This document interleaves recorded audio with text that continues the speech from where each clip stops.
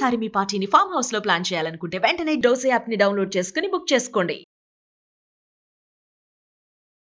నమస్తే రమ్మగారు. నమస్తే జయ. ఏదైనా మంచి కథ ఒకటి చెప్పండి. మరుగుజ్జులు, యక్షుణులు ఇలాంటి కథలు చెప్పలేదు మనం. మరుగుజ్జుల కథలు చాలా ఉన్నాయి చందమామలో. అవునా? ఎప్పుడు చెప్పలా. ఆ మరుగుజ్జు అనడానికి ఒక చిన్న బాధగా ఉంటుంది జయ నాకు. ఏమిటో లే పాపం అని. అందుకని నాకు చెప్పబుద్ధి కాదు. ఇది యక్షుణులు, మరుగుజ్జు యక్షుణుల కథ. జ్వార్జే యక్షుణులు. బాగుంది, చిన్న కథ, సరదాగా ఉంది. పూర్వం జక్కుల మిట్ట అని ఒక ఊరు ఉండేదట, ఒక కొండ, ఒక మిట్ట. ఆ మిట్ట నిండా యక్షులు ఉంటారు, కాపరాలు ఉంటారని చెప్పుకునేవారు. ఆ జక్కుల మిట్ట దూరంగా ఉండి దానికి డౌన్లో బోల్డ్ అని ఊళ్ళు ఉండేవి. ఈ ఊళ్ళల్లో ఒక చక్కటి కుటుంబం ఉన్న భూస్వామి ఒక ఆయన ఉండేవాడు, బాగా డబ్బున్నవాడు. ఆయన పెళ్ళ మహాబుద్ధిమంతురాలు, మహాపనిమంతురాలు. ఆవిడ ఎంతమంది పని వాళ్ళు ఉన్నా తన పనులు తనే చేసుకునేది, ఎప్పుడూ పనిచేస్తూనే ఉండేది. ఆ కాలంలో ఏంది, ఎవరి నూలు వాళ్ళు వడుక్కుని నూలు రాట్నానికి వేసి తిప్పి బట్టలు నేసుకునేవాళ్ళు, లేదా నూలు పడుకొని నేతకాళ్ళకి ఇచ్చి బట్టలు నేయించుకునేవాళ్ళు. అయితే ఈవిడ ఏం చేసేదట, రాత్రిపూట పని చేసుకునేది. ఇంటికి బాధ పడుకున్నాక పొద్దున పిల్లల హడావిడ ఏముండదు కదా, ఆవిడ రాట్నం తిప్పి నూలంతా పడికి కర్రలకి పొలకు చుట్టు పెట్టుకుని, తర్వాత వాటికి రంగులు వేసుకుని, చవుడు బాణ అంటారు, ఒక బాణ పెట్టి దాంట్లో చవుడు అవి వేసి కొన్ని రంగులు కలిపి బట్టలకు రంగులు వేసుకుని నూలుకి అవితో నేయించుకునేది. అయితే ఒకనాటి రాత్రట ఆవిడ పని చేసుకుంటుంది. ఇంటికి పాది పడుకున్నారు, భూస్వామి నిద్రపడి, పిల్లలంతా ఎవరి గదుల్లో వాళ్ళు ఉన్నారు. ఈవిడ మెల్లిగా ఆయన నూలు పడుకుంటూ, దేవుడా ఎవరైనా సహాయం వస్తే బాగుండు నాకు అనుకుంది. ఇంతలో ఎవరో తలుపు కొట్టేసరికి రాత్రి వేళ ఎవరు తలుపు కొడుతున్నారని, రాత్రి 11 గంటల వేళ. ఆవిడ 1 గంట దాకా పని చేసుకునే అలవాటు. తీస్తే ఒక పొట్టి మరుగుజ్జు స్త్రీ, ఒక అమ్మవిడ గబగబా వచ్చేసింది లోపలికి.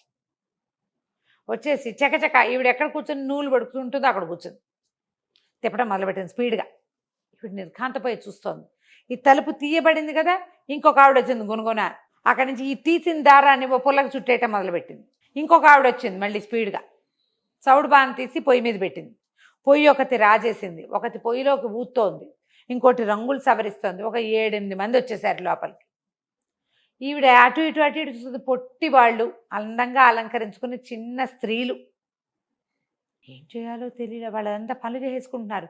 రణగొండ ధ్వని ఇల్లంతా. ఎవరైనా లేచొస్తే బాగుండంటే ఎవరూ లేవటల్లా ఇంట్లో వాళ్ళు వీళ్ళ గోలకి. ఆవిడకి అర్థం కాలేదు. ఈ లోపల వచ్చిన వాళ్ళు ఆడవాళ్ళంతా అన్నారు, ఏమమ్మా ఆకలిస్తుంది, ఏమైనా పెట్టవా మాకు అన్నారు. అనగానే సరే ఏం చేసింది, మరి ఏం చేస్తుంది, తన పని అంతా లాక్కుని వాళ్ళు చేసేస్తున్నారు. తను ఒక్క పని చేసేది, 7-8 మంది 7-8 పనులు చేసేస్తున్నారు. సరే పొయ్యి మన చవుడు బాణ పొయ్యి వేరు, అన్నం పొయ్యి వేరు. ఇవి పొయ్యి దగ్గర కూర్చుని పొయ్యి రాజేసి, కుంపటి రాజేసి, పొయ్యి మీద ఏదో పెట్టింది, కుంపటి మీద ఏదో పెట్టింది. ఏదో కాస్త చేయబోతుంటే వండినట్టే తినేస్తున్నారు. ఎన్ని వండినా చాలటం లేదు. ఏదో నూనె పెట్టి చుయ్యమని వేసింది, అందులో కాస్త బజ్జీల పిండి లాంటిది, అవి తినేస్తున్నారు. టకటకమని ఒకళ్ళు తీసుకెళ్ళిపోతున్నారు, తినేస్తున్నారు. ఆవిడకి అప్పుడు తట్టింది, వీళ్ళు మనుషులు కాదు, ఈ జక్కుల మిట్ట మీద యక్షుణులు కాపురాలు ఉంటారని, సహాయం కోసం పిలిస్తే వస్తారని విని ఉండేది.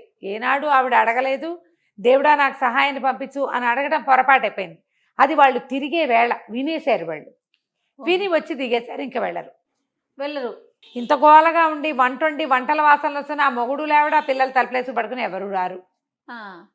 ఆయన గురకలు పెట్టి నిద్రపోతున్నాడు.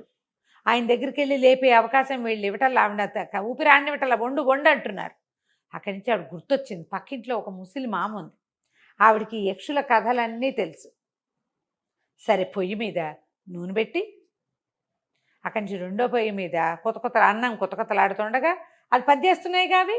ఈవిడ గబగబా వెళ్ళి ఆ పక్కింట్లో మా అమ్మని కేకేసుకొచ్చి, మామ మా ఇంట్లోకి ఎవరో వచ్చారు, ఇంతంతే ఉన్నారు ఆడాళ్ళు, వాళ్ళు పని చేసేస్తున్నారు అనేసరికల్లా, ఓసు కూతురా యక్షుల్ని పిలిచావేమిటే నువ్వు అని అడిగింది. అడిగేసరికల్లా, ఏమో నాకేం తెలుసు, దేవుడా సహాయం చేయడానికి ఎవరినైనా పంపించమన్నాను, అంతా వచ్చేసారు, ఇందాక నుంచి గోలగోలగా ఉంది, ఎన్ని పనులు చేసేస్తున్నారు అనగానే, సరే అయ్యో జక్కుల మిట్ట మీద యక్షుణులు ఉంటారే, వాళ్ళు రాత్రి 11 గంటల వేళ వీధిలో విహారానికి వస్తారు, ఆకాశంలో నీ గుమ్మ నేను ఇంటి మించి వెళ్తున్నారు, విని దిగేశారు, ఇక పోరు, మన ఇల్లు విడిచిపెట్టరు వాళ్ళు. ఓ పంచి వాళ్ళని పిలవకూడదు, ప్రమాదం, జక్కుల మిట్ట తగలబడిపోతుందని కేకలు పెట్టు, వాళ్ళంతా తమ ఇల్లు వాకిళ్ళ కోసం వెళ్ళిపోతారు, అంత పరిగెత్తేస్తారు. నువ్వేం చేస్తావంటే వాళ్ళు పని చేస్తున్న ప్రతిదీ బోర్లు ఇచ్చాయి, ఏది ఆ పనిని ఆ పనిగా ఉండనివ్వద్దు అని చెప్పింది ముసలి మామ. చెప్పగానే అమ్మాయి ఏం చేసింది, పొయ్యి మీద ఉన్న అన్నం దింపేసి నూనె కింద మంట యువతలు లాగేసి అయ్యో అయ్యో జక్కుల మిట్ట తగలబడిపోతుందో అని కేకలు పెట్టంగానే వాడాళ్ళంతా ఎక్కడ వాళ్ళు అక్కడ అయిపోయారు. జక్కుల మిట్ట నిండా వాళ్ళ కుటుంబాలు, ఓహో వాళ్ళకి పిల్లజేలా ఉంటారట మరుగుజ్జు పిల్లలు. దాంతో వీళ్ళు ఎక్కడ వాళ్ళు అక్కడ వదిలేసి ఇల్లు ఇల్లు ఇల్లు వాకిళ్ళు అనుకుంటూ లేచక్కపోయారు, పరిగెత్తంగానే ఈవిడ ఏం చేసింది, వెంటనే రాట్నం వరుకుతున్నారు, రాట్నాన్ని పడుకోబెట్టేసింది, చవుడు బాణని బోర్లిచ్చేసింది, పొయ్యి మీద ఉన్న రాళ్ళు పక్కకు దోసేసింది, లోటాలు వాళ్ళు చేస్తున్న పనులన్నీ కదురు అంటే దాన్ని కర్ర చుడతారు కదా పుల్ల, ఆ కదురుని ఇట్లా నిలబెట్టి చుడతారు, దాన్ని కూడా పక్కకు పడుకోబెట్టేసి ఈ జక్కుల మెట్ట మీదకి పరిగెత్తిన మరుగుజ్జు యక్షుణులు అందరూ పరిగెట్టుకుంటూ వెళ్ళి చూసి అక్కడేం మంటలు లేవని మళ్ళీ వెనక్కి వచ్చేసారు. ఈవిడ ఈ లోపల ఏం చేసింది, గబగబా దుడ్డు తలుపేసి వాకిలి తలుపు కూడా బిగించేసి తలుపు కొట్టారు. తలుపు అంటే తీల నిశ్శబ్దంగా ఉంది. మొగుడు లేవలా ఇంకా, అయినా కూడా ఇప్పటిదాకా లేవలా. అక్కడి నుంచి ఈ మొట్టమొదటి రాట్నం తిప్పడానికి వచ్చి ఓ రాట్నం ఆ తలుపు తీవే అని రాట్నాన్ని పిలుస్తుంది. వాళ్ళు ఏ వస్తువును ముట్టుకుంటే ఆ వస్తువు వాళ్ళు చెప్పిన పని చేస్తుంది. రాట్నం పక్కకు పడిపోయింది కదా, పని ఆగిపోయింది. అది రాల. ఓ కదురా లేచి రావే తలుపు తీవే అని కదురుని చుట్టిన ఆవిడ పిలుస్తుంది. ఓ చవుడు బానా రావే అని పిలుస్తున్నారు. అక్కడి నుంచి ఓ పొయ్యిలో రాజేసిన పుల్ల రావే అంటే ఈవిడ చూస్తూనేది, పొయ్యిలో పొయ్యి రాజేసింది కదా చవుడు బాన కింద, మంట వదిలిపెట్టింది ఈవిడ. అందులో నుంచి ఒక పుల్ల లేచి బయలుదేరింది తలుపు తీయటానికి. అయ్యో ఈవిడేం చేసింది, ఓ చెంబేడు నీళ్ళు ఎత్తి ఆ చవుడు దాని మీద ఆ పొల్ల మీద పోసింది. పొల్ల రాలి తడారిపోయింది, మంట ఆరిపోగానే పొల్ల పడిపోయింది. బయట వీళ్ళంతా కోలాహలంగా అరుస్తూ పిలుస్తూనే ఉన్నారు. ఆ అరుపులకి లేచాడు భర్త. ఈవిడేం చేసింది, కాస్త ఆము అంటున్నాడు, ఆ చవుడు బాను తీసుకెళ్ళి మొగుడు ఎత్తి మీద బోర్లు ఇచ్చింది. నీళ్లు పడేసరికి కేకలు పెట్టుతూ లేచాడు. ఏమిటి నీళ్ళు పోసావు, ఎవరే బయట అన్నాడు. అనేసరికి లేచి రావయ్యాను. ఎప్పుడైతే ఈయన తలుపు తీశాడో మొత్తం యక్షుణులంతా మాయమైపోయారు. ఇల్లంతా అల్లకల్లాయంగా ఉంది. ఏమిటి ఎటా ఉంది, భయంకరంగా ఉంది. అన్ని బోర్లు ఇచ్చి పక్కకు పెట్టి ఇల్లంతా సామాన్లు, పొయ్యిలు భగభగా మండుకుంటూ గందరగోళం. ఆవిడ వెలిగించిన పొయ్యి ఉంది, వీళ్ళు వెలిగించిన పొయ్యి పోయింది. బాగా హాల్లో నీళ్లు. ఏం జరిగింది అంటే ఇదిగో ఇట్ట జరిగిందని చెప్పింది. అంతే మొగుడు పెళ్ళం కలిసి సామాన్లన్నీ సర్దుకు ఇంకా రారు వాళ్ళు. వెళ్ళిపోయారు మొత్తం. వాళ్ళంతా లేచకపోయారు. ఇంక అప్పుడు ఆవిడ రాత్రిపూట పని చేయటం మానేసింది.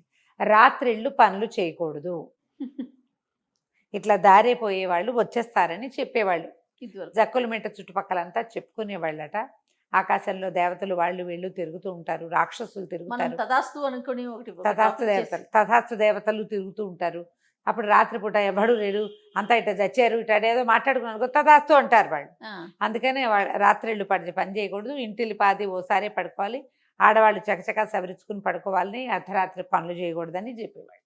కథ కంచికి మనం ఇంటికి. చాలా బాగుంది, ఫన్నీగా ఉంది. నమస్తే. నమస్తే.